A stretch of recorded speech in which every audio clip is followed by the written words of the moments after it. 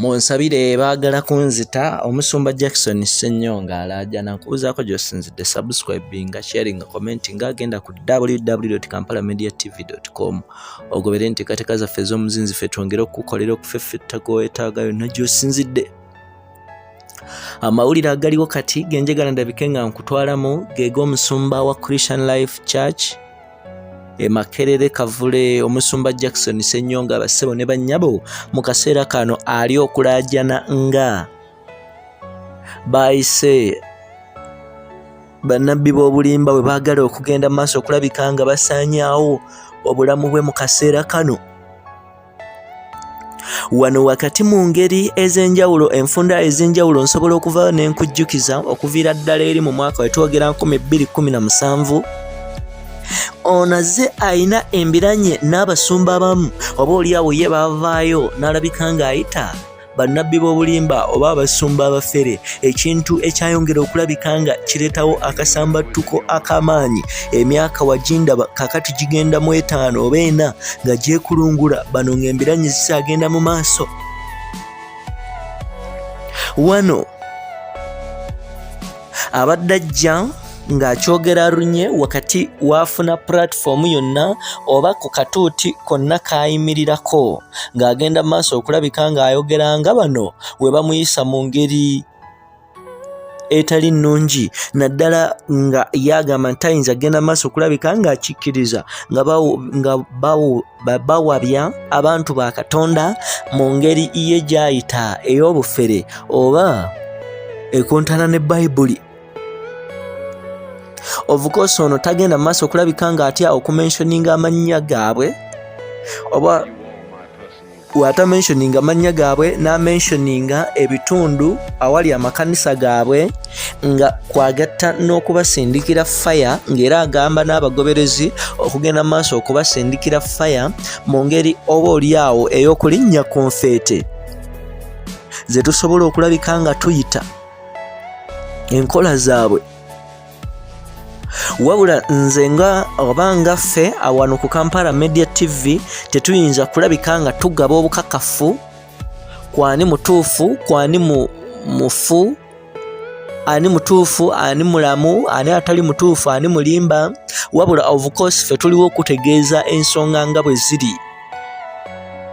Ono omusumba Senyonga agenda maaso okulabika nga ategeeza, of course nange nnyinza obuta mentioning amannya g'abantu, ng'ategeeza nti waliwo omusumba omu ye gwayita nabbi w'obulimba ng'asangibwawo mu bitundu eby'emulago ku 2, ne wabaawo n'omuntu ali ku Ntebe Road, ne wabaawo n'omu eyakafa gye buivuddeko emyaka egyakayita ng'ono ekkanisa ye yali esangibwa Kawaala.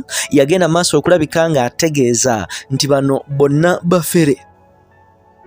N'olwekyo ne gye buli kati olutalo lugenda lulanda buli kaseera. But of course ne bali bagamba nti bo bannabbi bafere nabo bagenda mu maaso okulabika nga bategeeza nti si bafere, era ebintu byonna omusumba Senyonga byayogera tewaliiwo bukakafu bwonna. Wabula mu kaseera kano n'agamba nti agenda mu maaso okulabika nga atiisibwatiisibwa,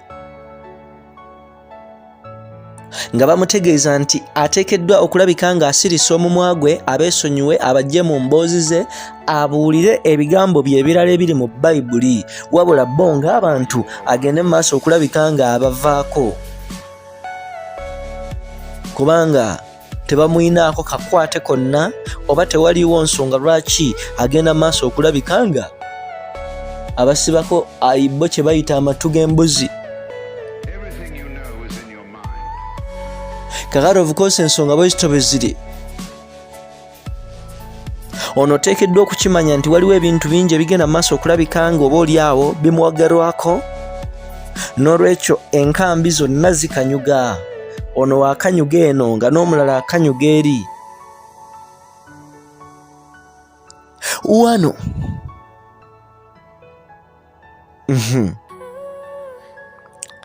baana bamama baana bataata, waliwo n'omulundi ono we yateegebwako bamukuuma mmundu nga wakati we yali ava mu kusaba okwa P5 mu kiro ng'addayo ewakaawe yafunako abantu abamuteega nga baali bammundu nga baali bagezaako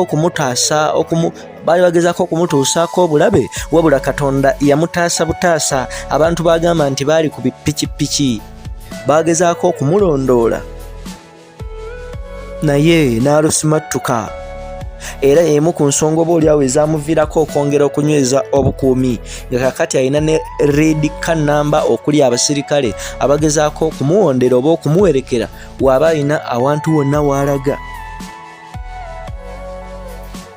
N'olwekyo ensonga bwezityo bwe ziri. Of course tukyayongera okukolera okufeffetta nkugamba kola ekintu kimu subscribing, sharing, commenting. Twongera okukolera okufeffetta okw'omuzinzi kwe weetaaga yonna gy'osinzidde mwana mama mwana wa taata. Yenze Ssemaganda Moses Hope lwa Kampala Media TV yonna gy'osinzidde.